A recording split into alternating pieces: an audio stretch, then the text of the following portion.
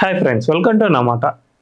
మనకు పెద్దలు ఒక మాట ఎక్కువగా చెబుతూ ఉండేవారు. అదేమిటంటే, మనం ఎంత ఎదిగినా కూడా ఒదిగి ఉండాలి, లేకపోతే దేవుడు అనేవాడు చూస్తూనే ఉంటాడు. మనం గనక ఏదైనా ఎక్కువ తక్కువ చేస్తే దేవుడు ఒక దెబ్బ ఖచ్చితంగా కొడతాడు అని మనకు పెద్దలు చెబుతూ ఉండేవాళ్ళు.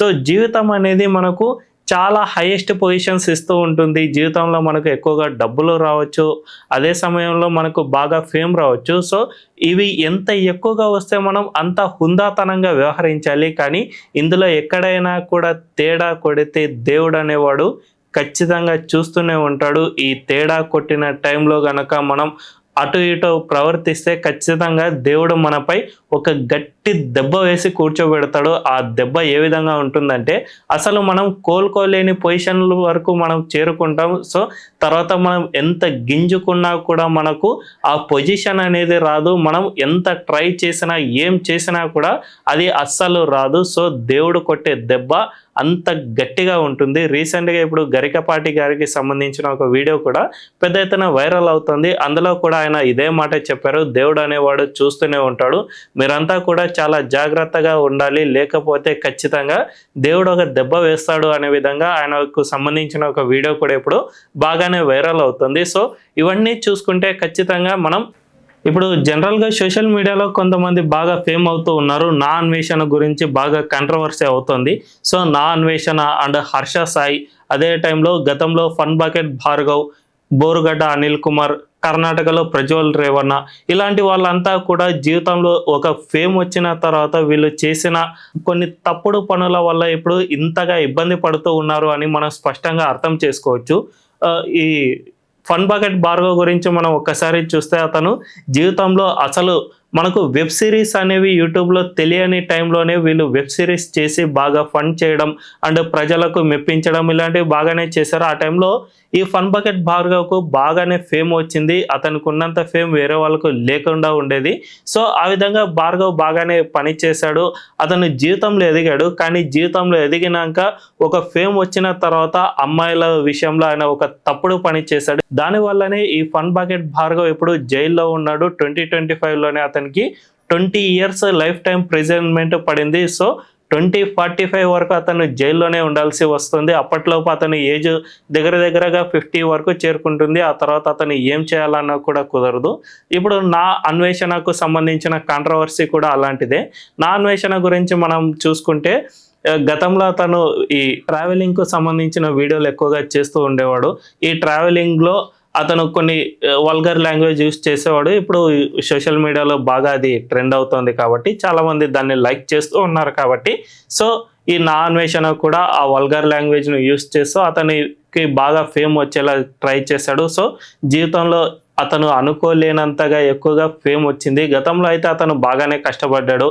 ఒక చెఫ్గా ఫారిన్ కంట్రీస్లో వర్క్ చేశాడు. ఆ తర్వాత కోవిడ్ టైంలో అతనికి జాబ్ అనేది కూడా పోయింది కాబట్టి తర్వాత ఈ విధంగా ట్రావెలింగ్ చేస్తూ అతనికి బాగానే డబ్బులు వచ్చాయి. ఏకంగా యూట్యూబ్ నుంచి 6 కోట్ల వరకు సంపాదించడం అంటే అది మామూలు విషయం కాదనే చెప్పుకోవాలి. సో అంత ఫేమ్ వచ్చిన నా అన్వేషణ ఆ తర్వాత బెట్టింగ్ యాప్స్ గురించి ఫైట్ చేస్తూ అందరూ తెలుగు ప్రజలు ఎవరైతే ఉన్నారో వాళ్ళలో బాగా ఫ్యాన్ బేస్ను సైతం ఏర్పాటు చేసుకోగలిగాడు. నా అన్వేషణ అంటే ఒక గొప్ప వ్యక్తి, బెట్టింగ్ యాప్స్ అన్నిటినీ నిర్మూలించిన వ్యక్తి అనే విధంగా మనందరికీ బాగా తెలుసు. కానీ అలాంటి లైఫ్లో బాగా డబ్బులు రావడం, అంతేకాకుండా బాగా ఫేమ్ ఇచ్చాడు దేవుడు. కానీ నా అన్వేషణ ఇక్కడే ఒక తప్పు పని చేశాడు. అదేమిటంటే దేవుడి పైన దుర్భాషలు ఆడటం, లేకపోతే దేవుణ్ణి కించపరచడం ఇలాంటివి చేస్తూ వచ్చాడు. జస్ట్ కాంట్రవర్సీని ఏదోటి క్రియేట్ చేయాలి, నేనంటూ యూట్యూబ్ ఛానల్లో లేదంటే టీవీ ఛానల్లో బాగా ట్రెండ్ అవ్వాలి, ఇలాంటి ఉద్దేశంతో అతను ఒక తప్పుడు మార్గాన్ని ఎంచుకున్నాడు. అదే దేవుడు బాగా దెబ్బ కొట్టాడనే చెప్పుకోవచ్చు. ఇప్పటికే అతని ఇన్స్టాగ్రామ్ అకౌంట్లో ఏకంగా 5 లక్షల మంది ఫాలోయర్ల వరకు వెళ్ళిపోయారు. ఇంకా వెళ్ళిపోతూనే ఉన్నారే తప్ప అతని ఇన్స్టా అండ్ యూట్యూబ్లకు ట్రాక్షన్ అనేది రావడం లేదు అని అతనే ఒక వీడియోలో ఒప్పుకున్నాడు. కాబట్టి ఖచ్చితంగా అతను ఎదిగినప్పుడు అంతే హుందాతనంగా ఒదిగి ఉండాల్సిన టైంలో అతను అసలు ఆ విధంగా చేయలేదు. తనకు అహంకారం అనేది తలకెక్కిన టైంలో మనకు ఎటువంటి ఆలోచన రాదు. ఆ అహంకారమే మనల్ని నడిపిస్తూ ఉంటుంది. దాన్ని గనక మనం అడ్డుకోకపోతే, లేదంటే ఆ అహంకారాన్ని తొలగించుకోకపోతే ఖచ్చితంగా దేవుడు అనేవాడు ఒక దెబ్బ కొడతాడు. అదే విధంగానే ఇప్పుడు నా అన్వేషణపై దేవుడు దెబ్బ కొట్టాడనే చెప్పుకోవచ్చు. ఇక మరో వ్యక్తి హర్ష సాయి. మనందరికీ తెలుసు గతంలో అతను చాలా మంది పేదలకు డబ్బులు సహాయం చేశాడని. సో ఎవరికైనా పడితే వాళ్ళకు సహాయం చేస్తూ ఉన్నాడు. రోడ్డుపై ఎవరైనా పేదలు కనిపిస్తే అతని హృదయం అసలు తట్టుకోలేదు. వాళ్ళకు ఒక 10,000 లేదంటే ఎంత చేతికొస్తే అంత నోట్ల కట్ట ఇచ్చి వాళ్ళను ఆదుకుంటాడు. కొంతమందికి ఇల్లు కట్టించాడు. ఈ విధంగా చాలా వరకు అతనికి గతంలో ఫేమ్ ఉండేది. కానీ ఇప్పుడు హర్ష సాయిని మనం ఎతికితే తప్ప దొరికే పరిస్థితుల్లో లేడు. ఎందుకంటే హర్ష సాయి గతంలో అతనిపై కొన్ని లైంగిక ఆరోపణలు వచ్చాయి, కానీ ఇవి జస్ట్ ఇంకా ఆరోపణలే, నిరూపితం కాలేదు. సో దీన్ని పక్కన పెడితే అతను బెట్టింగ్ యాప్స్ టైంలో ఒక సుమన్ టీవీకి ఒక ఇంటర్వ్యూ ఇచ్చాడు. ఆ టీవీలో అతను ఏమని చెప్పాడంటే, అవును నేను ఈ విధంగా ఆ బెట్టింగ్ యాప్స్ను ప్రమోట్ చేస్తాను, నాకు వాళ్ళు కొన్ని డబ్బులు ఇస్తారు, సో ఆ డబ్బులు నేను తీసుకోకపోతే వేరే వాళ్ళకి ఇచ్చేస్తారు, సో వాళ్ళని ఎందుకు ప్రమోట్ చేయించాలి, నేనే ప్రమోట్ చేయాలి కాబట్టి నేను చేస్తూ ఉన్నాను అనే విధంగా అతను కొద్దిగా అహంకార పూరితంగా మాట్లాడాడు. అందువల్లనే దేవుడు బాగా దెబ్బ కొట్టాడు. ఇప్పుడు హర్ష సాయి అంత ఫేమ్ లేదు. మన ఇండియాలో అతను ఉన్నాడో లేడో కూడా తెలియదు. చాలా మంది దుబాయ్కి అలా వెళ్ళిపోయారు అని చెబుతూ ఉన్నారు. సో అతను గతంలో ఎంత ఫేమ్ ఉన్నవాడు అండ్ చాలా మంది అతనికి అభిమానులు ఉన్నారు. అతను చేసిన సహాయానికి చాలా మంది ముగ్ధులయ్యారు. కానీ ఆ తర్వాత అతను చేసిన అహంకార పూరితమైన వ్యాఖ్యలు అండ్ ఈ బెట్టింగ్ యాప్స్ చాలా మంది జీవితాలనే నాశనం చేసింది. అలాంటి బెట్టింగ్ యాప్స్ను సైతం ఇతను ప్రమోట్ చేస్తూ అతని డబ్బులు సంపాదించుకోవడానికి ఇలాంటి తప్పుడు చర్యలకు పాల్పడ్డాడు. అందువల్లనే దేవుడు బాగానే దెబ్బ కొట్టాడు. ఇప్పుడు కోలుకోలేని పరిస్థితిలోకి వెళ్ళిపోయాడు. సో ఈ హర్ష సాయిని సైతం పక్కన పెడితే వైసీపీలో బోరుగడ్డ అనిల్ కుమార్ అనే ఒక వ్యక్తిని మనం బాగా చూడవచ్చు. గతంలో జగన్ హయాంలో అతను బాగా విజృంభించేశాడు. ఇతను ఒక రౌడీ షీటర్ లాంటి వ్యక్తికి ఎలాంటి మాటలు వస్తాయో మనందరికీ తెలుసు. అతను ప్రతి ఒక్కరిని తిట్టడం, చంద్రబాబు లేదంటే నారా లోకేష్ ఇలాంటి వాళ్ళని, ఇక ఇంట్లోని ఆడవాళ్ళను సైతం కించపరిచే విధంగా తను మాట్లాడాడు. అలాంటి మాటలు నేను మాట్లాడలేను, కానీ సో అలాంటివి అన్నీ కూడా అతను గతంలో మాట్లాడాడు. అతని గురించి మనందరికీ బాగానే తెలుసు. చాలామంది టీడీపీ నేతలను భయపెట్టడం, లేదంటే చంద్రబాబు వాళ్ళ ఫ్యామిలీని భయపెట్టడం, ఇలాంటివి చాలానే చేశాడు. అందువల్లనే ఇప్పుడు బోరుగడ్డ అనిల్ కుమార్ ఆ తర్వాత వైసీపీ ప్రభుత్వం పడిపోగానే జైలుకు వెళ్ళొచ్చాడు. అతన్ని అక్కడ జైల్లో బాగా కొట్టారు అని రీసెంట్గా ఒక యూట్యూబ్ ఛానల్కి ఇచ్చిన ఇంటర్వ్యూలో సైతం అతను చెప్పేశాడు. కాబట్టి ఖచ్చితంగా బోరుగడ్డ అనిల్ కుమార్ గతంలో అధికారంలో ఉన్న టైంలోనే అతను కాస్త హుందాతనంగా వ్యవహరించి ఉంటే అతనిపై ఉన్న రౌడీ షీటర్ అనే ముద్ర తొలగిపోయి అతను ఒక గొప్ప నాయకుడిగా ఎదిగే అవకాశం అనేది దక్కేది. కానీ ఇతను దీన్ని పసిగట్టలేక మరో దారిని ఎంచుకున్నాడు. అదే ఇతరులను బెదిరించడం, వాళ్ళను బూతులు తిట్టడం ద్వారా నేను ఫేమ్ సంపాదించవచ్చు అని భావించాడు. అందువల్లనే ప్రస్తుతం అతని పరిస్థితి చాలా అంటే చాలా దీన స్థితికి చేరుకుందని చెప్పుకోవచ్చు. ఇక మరో ఇన్సిడెంట్ కర్ణాటకలో జరిగింది. ప్రజ్వల్ రేవಣ್ణ గురించి మనందరికీ తెలుసు. 2024 లోక్సభ ఎన్నికల టైంలో ఇతని పేరు బాగా అంటే బాగా ప్రచారంలోకి వచ్చింది. కర్ణాటక రాష్ట్ర రాజకీయాలనే కుదిపేసింది. ఈ ప్రజ్వల్ రేవಣ್ణ ఎవరో కాదు, జేడిఎస్ నేత. అంటే దేవేగౌడ మన దేశానికి ప్రధానమంత్రిగా సైతం పనిచేశారు కర్ణాటక నుంచి. ఆయనకు స్వయాన మనవడు ఈ ప్రజ్వల్ రేవಣ್ణ. అలాంటి ప్రజ్వల్ రేవಣ್ణ గతంలో ఎంపీగానే ఉండేవాడు.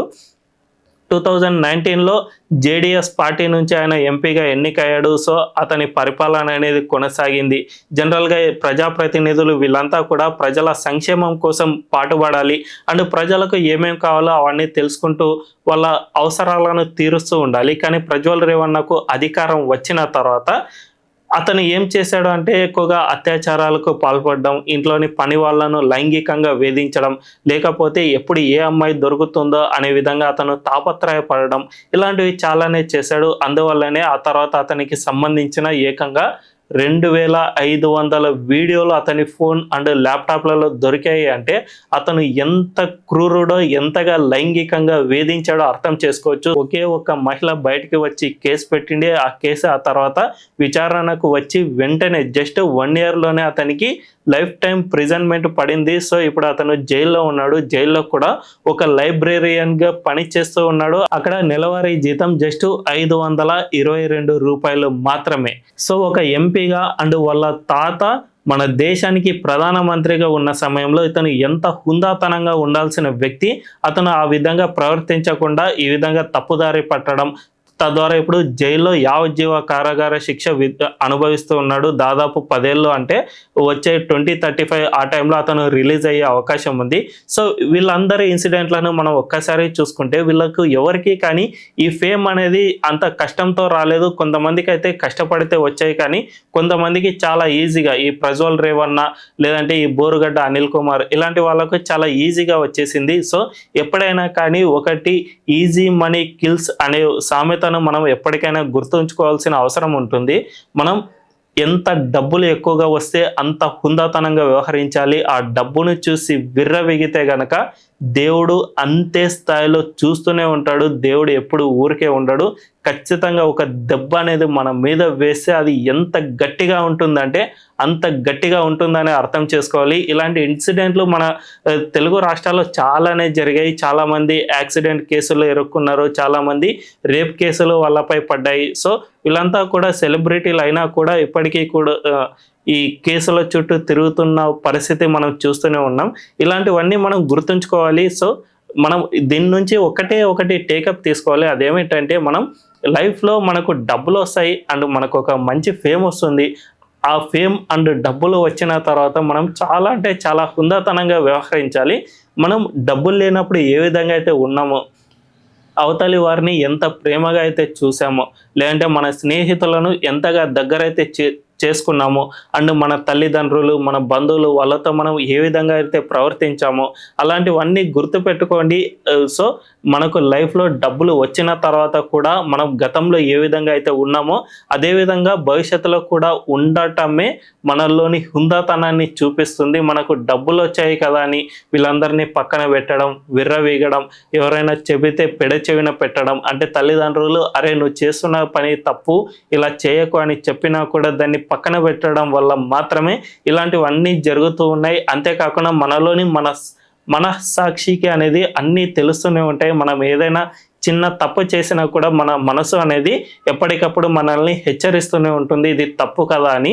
సో దాన్ని కూడా మనం గుర్తుపెట్టుకోలేకపోతే ఖచ్చితంగా దేవుడు అనేవాడు రంగంలోకి దిగాల్సిన పరిస్థితి ఏర్పడుతుంది. మనకి ఇవన్నీ కూడా అంటే చాలా మందికి ఒక డబ్బు కానీ లేదంటే ఏదైనా ఫేమ్ కానీ వచ్చిన తర్వాత ఇవన్నీ కూడా మర్చిపోయే అవకాశం ఉంటుంది. సో అలాంటి వాళ్ళు ఏం చేస్తారు అంటే హైదరాబాద్లో నివసించే వాళ్ళు ఎవరైనా కానీ సికింద్రాబాద్ రైల్వే స్టేషనో లేదంటే కాచిగూడ రైల్వే స్టేషనో అక్కడికి వెళ్ళి జస్ట్ ప్లాట్ఫామ్ టికెట్ తీసుకుని ఒక 2 hours రైల్వే స్టేషన్లోని ఏదైనా బెంచిపై కూర్చుని చుట్టుపక్కల గమనిస్తూ ఉండండి. ఎంతమంది పేదవాళ్ళు లేదంటే ఏదో సామాన్యులు రైలు కోసం వెయిట్ చేసేవాళ్ళు, వాళ్ళ పిల్లలు ఆడుకుంటున్న టైం, ఇవన్నీ చూస్తూ ఉంటే మన లైఫ్ అనేది మనకు ఒక్కసారి తిరగబడుతుంది. మన గతాన్ని మొత్తం మనకి గుర్తు చేస్తూ ఉంటుంది. సో వాళ్ళ లైఫ్ ఏ విధంగా ఉందో ఊహించుకోండి.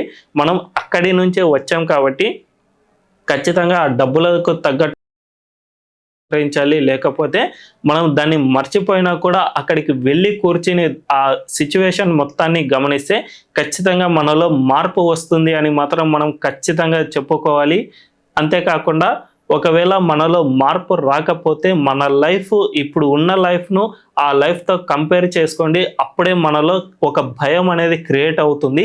ఆ భయం సైతం భవిష్యత్తులో మనల్ని నడిపిస్తుందని చెప్పకనే చెప్పుకోవచ్చు.